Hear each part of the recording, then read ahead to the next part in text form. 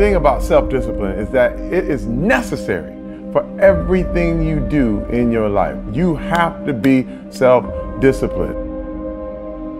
Working out, you got to work out every day. You got to stay in shape. If you want to, if you don't stay in shape, you die. When I'm working out, I always do one extra rep, one extra set, because it's a promise I kept to myself. But working out might not be a priority for every single day because you've got things going on in your business world and with your family and all that. So guess what? It's a priority for my life, so I do it in the morning before my day even starts. If you change your mindset and really focus it on what discipline really is, you start to welcome discipline. You welcome self-discipline into your life. And here's the biggest thing. It's a pattern. It's a pattern I keep of me. I always do a little extra. I always go the extra inch. And the quickest and easiest place to do it is the gym. Because I can always grab one more weight, one more set. And here's what it does. It shifts your identity. The benefit of discipline in my eyes has always been that through discipline, I get things done. I do it in the morning before my day even starts. So I can still handle the priorities for the day, but I got my workout done. So long term, I look up in a year and I'm not out of shape and breathing hard when I go up in the stairs because I maintain that discipline on a daily basis. Most people go through life never discovering what their talents are. Most people never develop their talents. You need to tell you, no more snacks, no more desserts, no more TV, no, we working out now. They have skills and abilities, but if you don't nurture them, if you don't develop them, they will never serve you. Your gifts can take you many places if you develop your gifts. The best gifts come from the bottom. I value myself enough to give 120% or don't do it. And that if you decide that my life deserves my developing this what I do well. Why are you only giving 50%? What's wrong with you? I grant you that if you begin to work to develop your gifts, you'll develop a strong sense of happiness. You'll get a larger vision of yourself, because part of beginning to get a larger vision of yourself, all of us need some area of our lives where we can have a feeling of competence. When other folk are having a good time, you've got to have the strength of character. You need to tell you that you owe you something. As you begin to develop and expand your skills and your talents and your vision of yourself, you will always be in control of your destiny. I want freedom. And for me, disciplining myself means more freedom.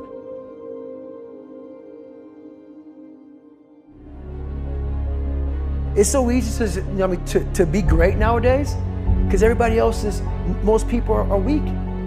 This is a softened generation. So if you have any mental toughness, any ability, if you have any fraction of self-discipline, the ability to not want to do it but still do it. People have a hard thing understand. I hate to run. And what makes me so crazy, it doesn't anymore, is people go, well, why do you run if you hate it? What are you talking about?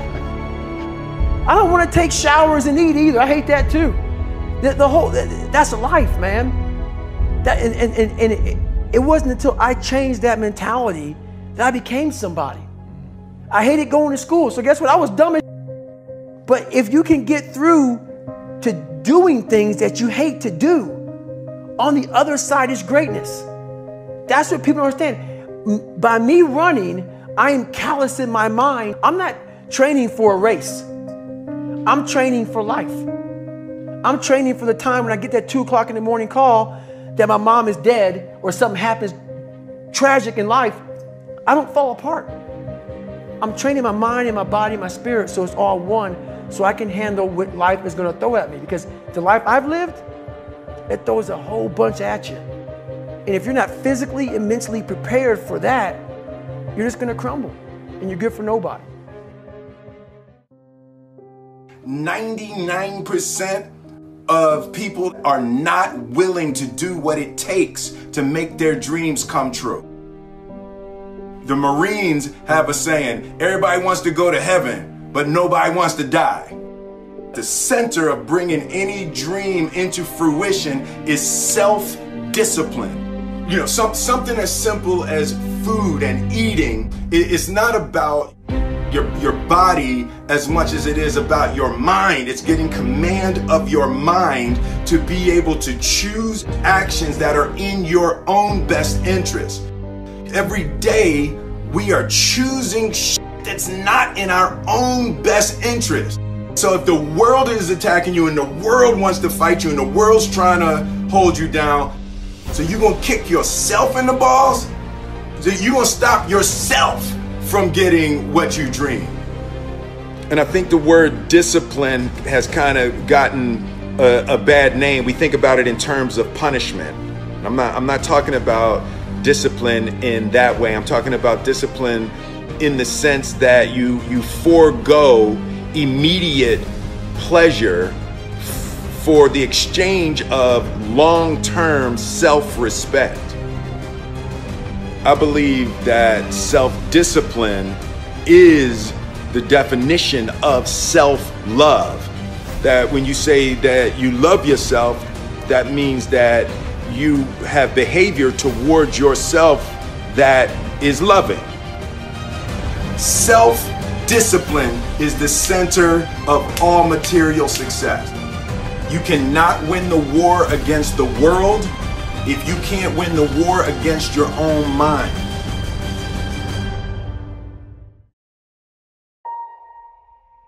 Self-love is when you say to yourself, oh man, look, I know you and that girl got a real connection. I know y'all vibe, but that's your girl's cousin. So I love you too much to let you do that. It's like you say to yourself, hey man, look, I know you want to eat that pizza and it'll be really good, you know, but I can't let you eat that, man, because if you eat that pizza, you're going to feel like shit, you know, and I love you too much to let you eat that. Self-love is, hey, look, I know you got a test on Monday, you know, and I know you really want to go out with your friends. It's Saturday night, you want to go out, but if you fail that test, you're not going to feel good about yourself. You know, I love you too much to let you go out tonight. Self-discipline is self-love. If you want to be happy, you have to love yourself, which means you have to discipline your behavior. The road to sustained happiness is through disciplining your behavior. We tend to base our self-esteem on what other people think. And that's not really self-esteem. Self-esteem is supposed to be how we feel about ourselves. And I was just saying how dangerous it is to allow other people to determine how you're going to feel about you. And it's kind of like looking into a broken mirror. You're going to look in a broken mirror and then change your face to try to look good in this defiled, busted, broken mirror. And it just, other people's opinions is a really way to determine how we feel about ourselves.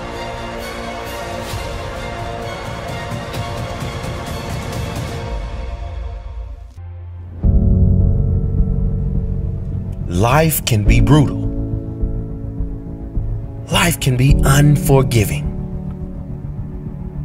If I had to sum up in one word the difference between the greats and the average, the difference between the successful and the nobodies of the world, one word, one attribute to describe the difference: discipline. If you don't have the discipline, you can forget about the trophy. You can forget about the success, the greatness. All champions have discipline. It's the discipline to work hard. You know, not when everyone is watching, but when no one is watching. When the fans aren't there. When the coach isn't there. When it's just you and your character. The discipline to eat strong, healthy foods when you have other tempting options. When those around you might not be so strong. The discipline to say no when those around you choose to be average.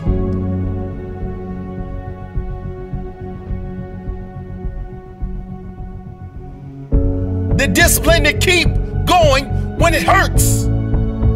Because life doesn't give you what you want, it gives you what you deserve. And if you haven't worked for it, if you haven't sacrificed for it, if you haven't given your all, then you don't deserve it, and you won't get it. Push through the pain. On the other side is growth. When pain comes, that means it's time to show character. Show me your character. Remain disciplined. Stay strong. When it all seems hopeless, keep plugging away. Nothing can stop you if you don't stop for anything. Don't stop for anything. Never break your discipline. Remain faithful to yourself and your vision. When it gets painful, push harder. Push through the pain.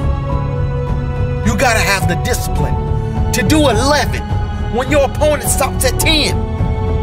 The discipline to keep going when it hurts. Because life doesn't give you what you want, it gives you what you deserve.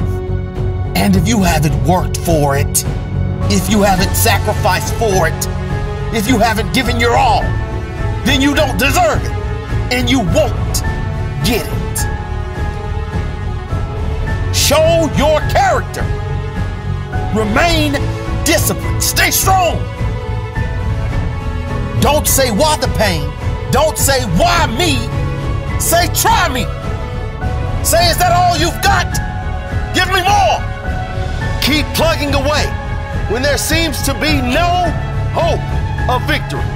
When you don't see the results, hang in there. Be strong. Be brave. Remain disciplined. And your time will come.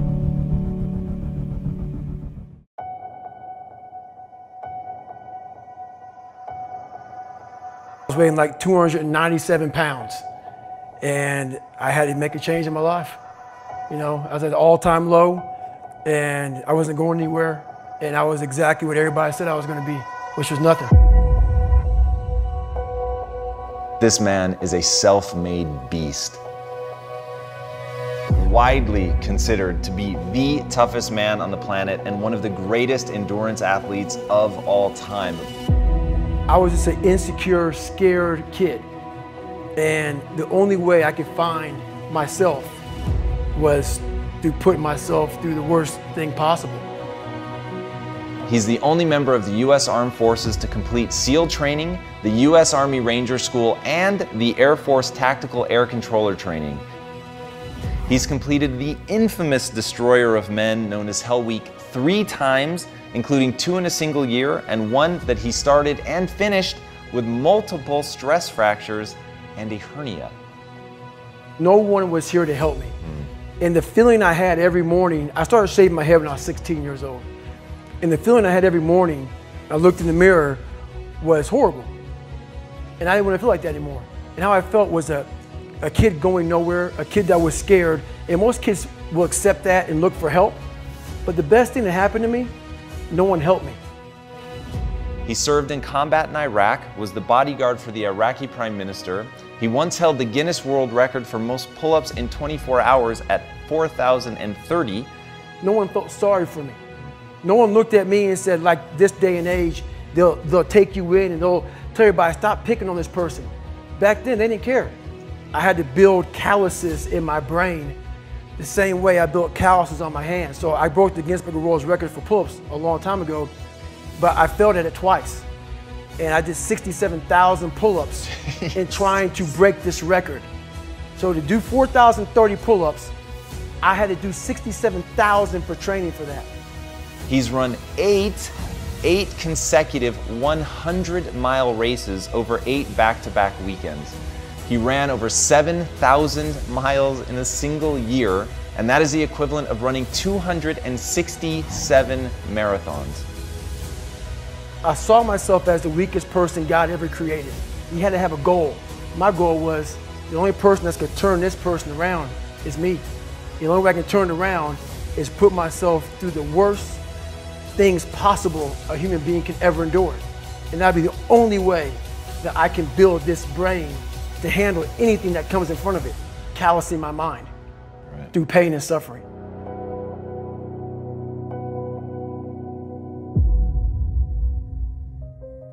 The only way you're ever going to get to the other side of this journey is you have got to suffer to grow. To grow, you must suffer. I'm afraid of my shadow. How can I overcome that? Go in the military, get your ass kicked, do things you hate to do, be uncomfortable every day of your life. Roger that. I'm not the smartest kid in the world. Okay. Instead of somebody saying, oh no, you're smart. No, don't say that to yourself. I said to myself, no, I'm a dumb motherfucker. Okay, roger that. How you get smarter? Educate yourself. So the things that we run from the truth. We're running from the truth, man. So the only way I became successful was going towards the truth. As painful and as brutal as it is, it changed me. It allowed me to become, in my own right, who I am today. If you can, for the rest of your life, live inside of yourself, stop listening to people who are calling you fat, gay, transsexual. Everything that is makes no sense. All these insecure people putting their insecurities on you, you gotta flush it out. You gotta just be whoever the hell God or whatever the hell you believe in. If you believe in nothing but yourself, I don't care what it is. You gotta take everything and throw it away. You have to believe in one thing, and that is yourself.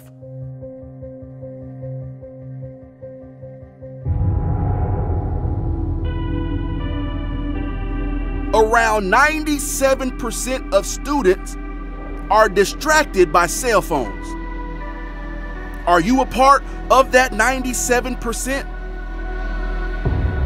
When you want to succeed as bad as you want to breathe, then you'll be successful.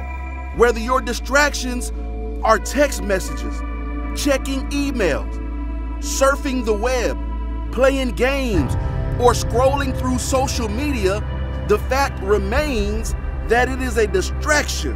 I'm saying to you today that there are some of you, if you give up your cell phone, you would be successful. But your cell phone is more important to you than your success.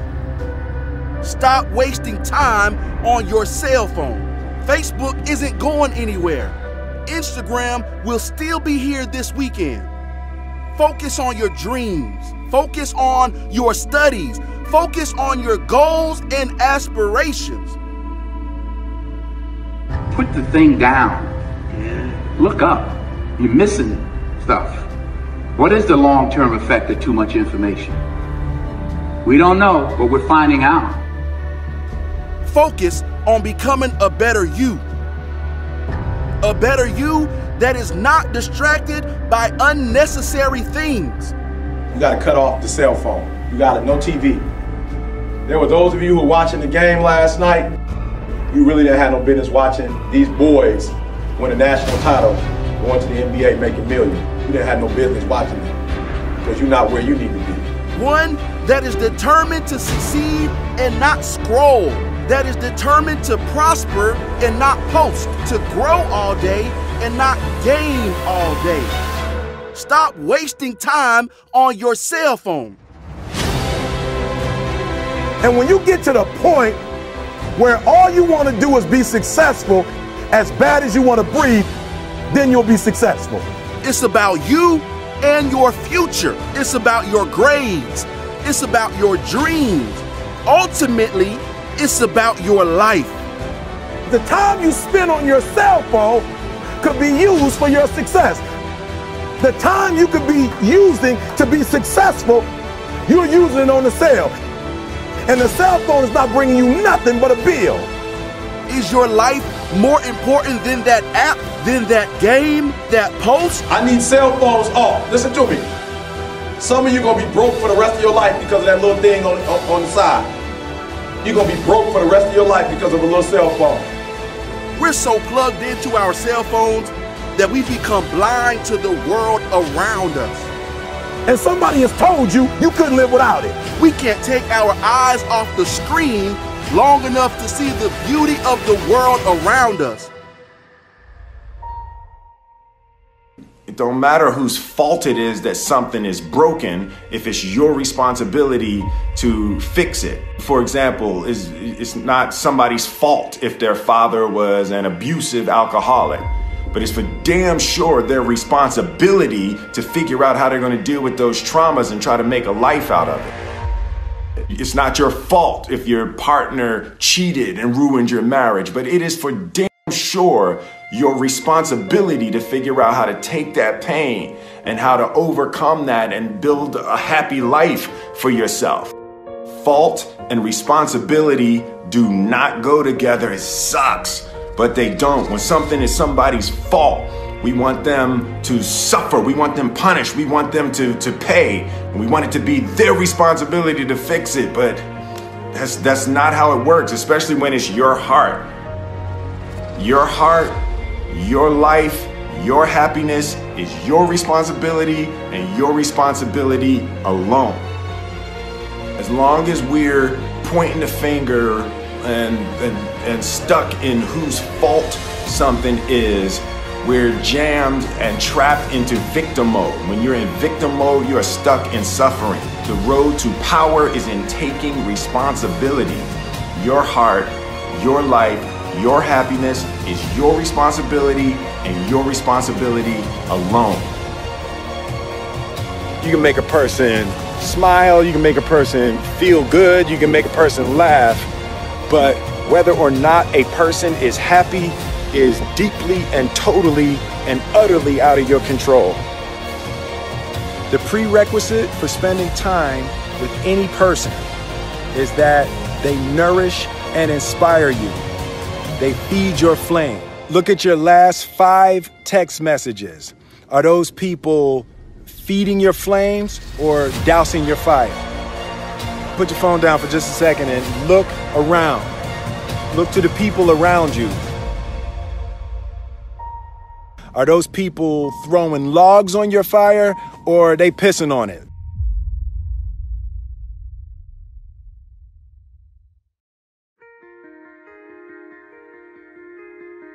I want my life, I want my work, my family, I want it to mean something. And it's like, if you are not making someone else's life better, then you're wasting your time. The separation of talent and skill is one of the greatest misunderstood concepts for people who are trying to excel, who have dreams that want to do things. Talent you have naturally. Skill is only developed by hours and hours and hours of beating on your craft. You don't try to build a wall. You don't set out to build a wall. You don't say, I'm going to build the biggest, baddest, greatest wall that's ever been built. You don't start there. You say, I'm going to lay this brick as perfectly as a brick can be laid. There will not be one brick on the face of the earth that's going to be laid better than this brick that I'm going to lay in this next 10 minutes.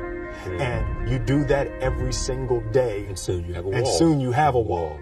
And I think psychologically, the advantage that gives me over a lot of people that have been in competition with in different situations is it's difficult to take the first step when you look how big the task is.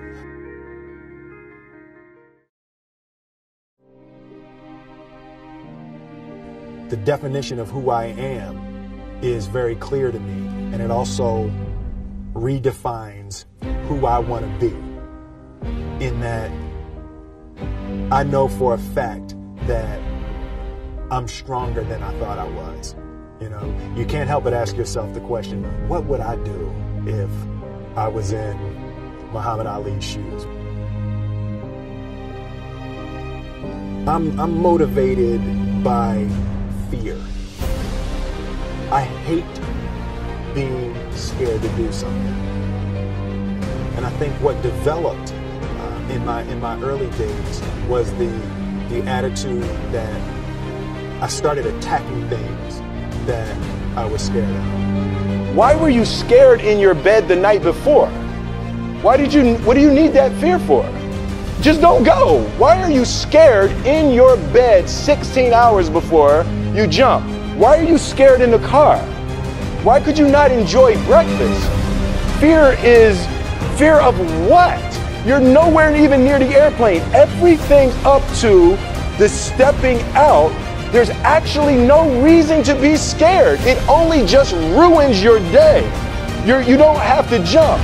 And then in that moment, all of a sudden, where you should be terrified is the most blissful experience of your life. And God placed the best things in life on the other side of terror.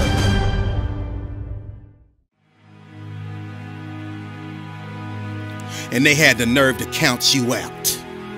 That's because they didn't understand that your motivation would never let you stay down for the count. It's times like these that we separate the real from the fake. And when it's like you can take a punch and bounce right back because you understand and know exactly what's at stake. It's times like these that we separate the real from the fake. And when it's like you can take a punch, bounce right back because you understand and know exactly what's at stake. It's money time, baby. And this is for all of the marbles. It's put up or shut up. Survive in advance, win or go home. And that's why you spend all those hours grinding. That's why you spend all those hours pushing yourself to the limit. You spend all those hours running. That's why you spend all those hours sacrificing. You spend all those hours sweating because you know there will be no time for regretting, fretting, or letting yourself or your teammates down. See, you are bound and determined to enter into the realm of greatness that's reserved for you and only you. And so if the day ever comes that you're tired enough to quit, then I need you to act like a car with 4 flats and retire. I don't think you heard me. I said, if the day ever comes that you are tired enough to quit, then I need you to act like a car with 4 flats and retire. Next level success is reserved for those that are willing to not start counting the reps until it starts hurting. Not start counting the shots made until their arms are dead tired. Not start counting the sprints until they're already breathing hard. I heard a wise man say, it hurts, but it works. I say when it hurts, then and only then will you start receiving the perks, the accolades, the attaboys, the attagirls, the great jobs, the alley-oop lobs, the celebration parties with the lobster and shish kebabs, the hoisting of the banners, the sizing for the rings, the smiles, the hugs, and all of the love and respect in between. See, some of you out there, you in the dark. And you know what I need you to do for me when you're in the dark, right? Turn the lights on when I'm talking to you, because I don't think you heard me. I said next level success is reserved for those that are willing to not start counting the reps until it starts hurting. Not start counting the shots made until their arms are dead tired. Not start counting the sprints until they're already breathing hard. So just when they think you're about to throw in the towel, that's when I need you to recall all of the days that you went that extra mile. All of them days that your friends said you were foul, when you said you couldn't hang out because you were dialed in. You were locked in. You were in a zone. So you had to be strong because you knew the day would come when you would have to show the world that you could overcome any adversity, any obstacles, any hardships, any setbacks, because you were prepared for any and everything. And you understood that it would be impossible to run with them cheetahs when you're walking with the turtles. You understood that it would be impossible for you to run with the cheetahs when you were walking with the turtles.